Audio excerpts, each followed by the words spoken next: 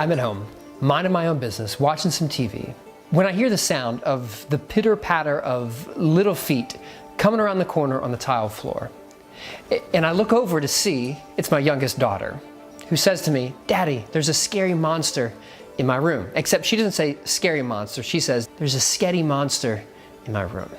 So I pause my show, I get up and I walk into her room. And I look everywhere for the monster. I look in the closet, I look underneath the bed, and I can't find a monster anywhere until she points up at the ceiling and says, "Daddy, there's the sketty monster." Except it's no scary monster at all. Not something that's trying to destroy her, not something that's trying to kill her. It's something that's actually trying to save her. It's a smoke detector.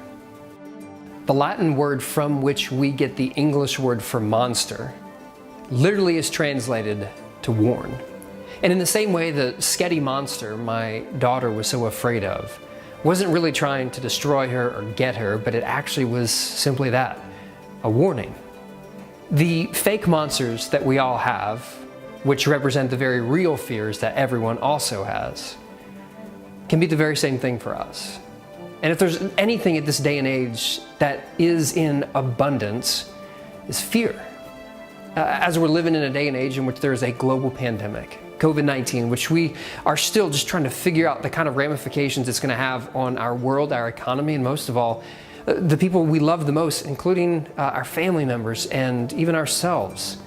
There's fear all around. The reason that we tell our kids these fairy tales about monsters is for that very reason. Because as it's been said, fairy tales don't teach our kids that monsters exist.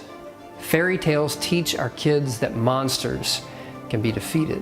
And maybe the light of good news for each and every one of us is that fear that we're so afraid of, that we're terrified of, that actually might be a warning that can be used by your good Creator to help you to live into all the goodness that you're created to be. But that only happens if we don't run away from our monsters, if we don't hide in fear, but instead we step in bravery into the places that we don't want to go so that we can become everything that our Creator intended us to be. And we do that by befriending our monsters.